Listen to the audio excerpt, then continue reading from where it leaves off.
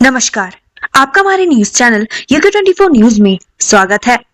OPS की मांग को लेकर कर्मचारियों ने किया सीएम आवास कूच, पुलिस से भी भिड़े, सरकार को दी चेतावनी। देहरादून में पुरानी पेंशन योजना बहाली की मांग को लेकर राष्ट्रीय पुरानी पेंशन बहाली संयुक्त मोर्चा ने सीएम आवास कूच किया। पुलिस ने कर्मचारियों को हाथी बड़खला में रोक दिया। इस दौरान कर्मचारियों और पुलिस कर्मियों के बीच तीखी नोकझोंक भी हुई। लक्सर पुलिस ने वाहन चोर गिरोह का किया पर्दाफाश, 10 बाइक के साथ 2 चोर गिरफ्तार। हरिद्वार जनपद में सक्रिय वाहन चोर गिरोह का पर्दाफाश करते हुए लक्सर कोतवाली पुलिस ने 2 आरोपियों को गिरफ्तार करने में सफलता हासिल की है। आरोपी के खिलाफ मुकदमा दर्ज कर लिया गया है और उन्हें कोर्ट में पेश कर जेल भेज दिया गया है। साथ ही पुलिस ने आरोपी की निशानदेही पर अलग अलग स्थानों से चोरी की गई 10 बाइकों को बरामद किया है। श्रीनगर में कछुआ गति से चल रहा मरीन ड्राइव परियोजना का काम 2 साल में 2.5 कोस चले सरकार। श्रीनगर में मरीन ड्राइव परियोजना का काम कछुआ गति से चल रहा है। बताया जा रहा है कि अभी योजना को लेकर अभी फर्स्ट फेज का काम किया जा रहा है। कंसल्टेंसी का कार्य हो चुका है। कंसल्टेंट्स ने इसके लिए डिजाइन दे दिया है जिसमें संशोधन किए जाने हैं। इंस्टाग्राम के जरिए नाबालिग लड़की को फंसाया, फिर किया रेप, पुलिस ने पकड़कर भेजा जेल। इंस्टाग्राम में एक नाबालिग लड़की से दोस्ती कर उसके साथ दुष्कर्म करने वाले आरोपी को रानीखेत पुलिस ने अल्मोड़ा महिला पुलिस ने गिरफ्तार किया है, जिसके बाद उसे जेल भेज दिया गया। आरोपी घटना को अंजाम देने के बाद फरार चल रहा था। मामले में रानीखेत तहसील के उपराड़ी में एक युवक ने FIR दर्ज कराई थी कि उसकी नाबालिग बहन के साथ हिमांशु नाम के लड़के ने इंस्टाग्राम पर दोस्ती कर उसके साथ दुष्कर्म किया। घायल बाघिन को बचाने के तमाम प्रयास फेल, 17 दिन की जद्दोजहद के बाद भी नहीं बच पाई जान। आखिरकार 17 दिन बाद घायल बाघिन अपनी जिंदगी की जंग हार गई। कॉर्बेट पार्क प्रशासन के अधिकारी और डॉक्टरों की टीम ने उसे बचाने के तमाम प्रयास किए, लेकिन उसकी जान नहीं बचा पाए। यह बाघिन किशनपुर रेंज में घायल अवस्था में मिली थी। हरिद्वार में ई रिक्शा चालक के 6 साल के बच्चे की गला घोंटकर हत्या, झोपड़ी में मिला शव। हरिद्वार नगर कोतवाली क्षेत्र में ई रिक्शा चालक के 6 साल के बच्चे की निर्मम हत्या करने का मामला सामने आया है। बच्चे का शव एक झोपड़ी में पॉलिथीन के बैग में पड़ा हुआ मिला। वहीं सूचना मिलने के बाद पुलिस मौके पर पहुंची और शव को कब्जे में लेकर पोस्टमार्टम के लिए अस्पताल भिजवाया। बहरहाल पुलिस और CIU की टीमें अलग अलग एंगल से जांच करते हुए आरोपियों की तलाश में जुट गई है। रामनगर में पड़ रही कड़ाके की ठंड, गरीबों के लिए आगे आए मददगार। उत्तराखंड में मौसम बदल चुका है। राज्य के पहाड़ी इलाके में बर्फबारी जारी है, जिससे पिछले 2 दिनों से शीतलहर ने अपना कहर बरपाना शुरू कर दिया है। ऐसे में गरीब और बेसहारा लोगों को ठंड से बचने के लिए समाज सेवियों ने कंबल बांटे। YouTube पर वीडियो लाइक कर पैसे कमाने का लालच पड़ा भारी, गंवाए 4 लाख रुपए, पुलिस ने आरोपी को दबोचा। अगर आपके पास भी YouTube वीडियो लाइक कर पैसे कमाने से जुड़े मैसेज या फोन आते हैं तो जरा सावधानी बरतें, क्योंकि यह साइबर ठगों का फोन या मैसेज हो सकता है। ऐसे में अगर आप लालच में आकर लिंक क्लिक कर या फिर उनसे बात करते हैं तो आप ठगी का शिकार हो सकते हैं। इस तरह का ठगी का शिकार पिथौरागढ़ का एक युवक भी हुआ, जिसने लालच और झांसे में आकर करीब 4 लाख रुपए गंवा दिए। वहीं पुलिस ने युवक से ठगी करने वाले आरोपी को गिरफ्तार कर लिया है। एनुअल फंक्शन में बच्चों ने बिखेरा जलवा, हॉरर डांस से किया हैरान।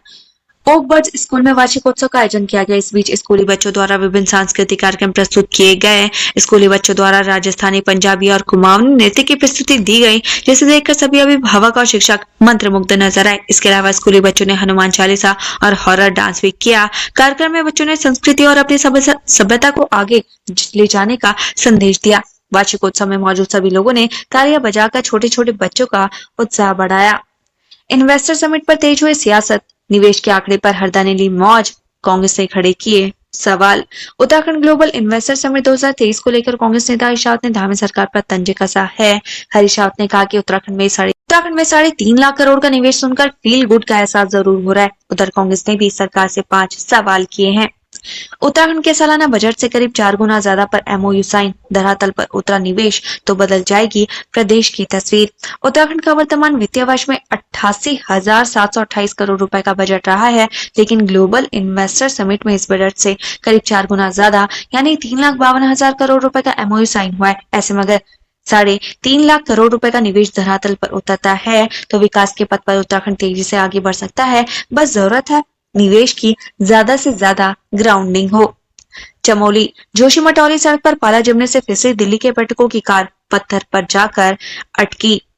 ठंड बढ़ने के साथ ही जोशीमठ औली सड़क पर पाला जमने लगा है, जिससे यहाँ वाहन फिसलने लगे हैं। शनिवार को कुछ पर्यटक औली लौट रहे थे कि पर्यटकों की कार पाले में फिसलकर सड़क किनारे जाकर पत्थर पर अटक गई। गनीमत रही कि कोई बड़ा हादसा नहीं हुआ।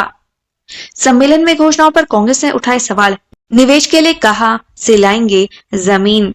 उत्तराखंड ग्लोबल इन्वेस्टर समिट में प्रधानमंत्री नरेंद्र मोदी और मुख्यमंत्री पुष्कर सिंह धामी की ओर से की गई घोषणाओं पर कांग्रेस ने सवाल खड़े किए हैं। प्रदेश अध्यक्ष करण मारा ने कहा, मुख्यमंत्री धामी 3,50,000 करोड़ का निवेश और पीएम मोदी उत्तराखंड को वेडिंग डेस्टिनेशन के रूप में विकसित करने की बात कह रहे हैं, लेकिन इसके लिए जमीन कहां से लाएंगे। हरिद्वार राम मंदिर प्राण प्रतिष्ठा को पर्व के रूप में मनाएं, बोले रविंद्रपुरी महाराज। 22 जनवरी को मनाएं दीपावली। भूपतवाला स्थित नकलंक धाम में गुजरात के गांधीनगर से आए महामंडलेश्वर महंत मधुसूदन दास महाराज के संयोजन में संत सम्मेलन आयोजित किया गया। इस दौरान अखाड़ा परिषद अध्यक्ष श्री महंत रविंद्रपुरी महाराज ने कहा कि समाज को धर्म व अध्यात्म की प्रेरणा देकर देश को धार्मिक व सांस्कृतिक रूप से एकजुट करना ही संत समाज का उद्देश्य है। हरीश रावत बोले, कोने में दुबके नजर आए हमारे व्यंजन, लेकिन पीएम मोदी के इस आइडिया को सराहा।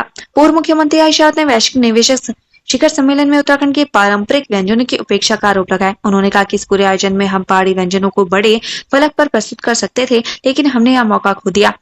उन्होंने कहा कि पूरे आयोजन में हमारे केवल 2 उत्पाद मंडवा और झंगोरा ही कई किनारे दुबके हुए नजर आए। 22 को होगी रामलला की प्राण प्रतिष्ठा। देहरादून के 4 लाख परिवारों तक पहुंचेगा निमंत्रण। अयोध्या में 22 जनवरी को रामलला की प्राण प्रतिष्ठा होनी है। इसके लिए देहरादून में भी तैयारियां तेज कर दी गई हैं। भव्य आयोजन में शामिल होने का निमंत्रण देने के लिए विश्व हिंदू परिषद, बजरंग दल और आरएसएस की संयुक्त टीमें लगी हुई हैं। 15 जनवरी तक जिले के 4 लाख परिवार को प्राण प्रतिष्ठा में शामिल होने का निमंत्रण दिया जाएगा। निमंत्रण पत्र में अयोध्या से आई पूजित अक्षत, भगवान श्री राम का फोटो और आमंत्रण पत्र दिया जा रहा है। वहीं प्राण प्रतिष्ठा के दिन दून वासियों के घर के बाहर 5 दीपक जलाकर दिवाली जैसा महोत्सव मनाने का आह्वान किया जा रहा है। बकथोन से ग्रामीणों की बदलेगी तकदीर। हर्षल घाटी के सुकी गांव में लगेगा पहला प्लांट। उत्तरकाशी के हर्षल घाटी के सुकी गांव में सी बकथोन का पहला प्रसंस्करण प्लांट स्थापित किया जाएगा। इससे क्षेत्र के ग्रामीणों की आजीविका बढ़ेगी। बकथोन औषधीय गुणों से भरपूर होता है। इसके पत्ते और फलों का अभी भी पारंपरिक रूप से इस्तेमाल किया जाता है।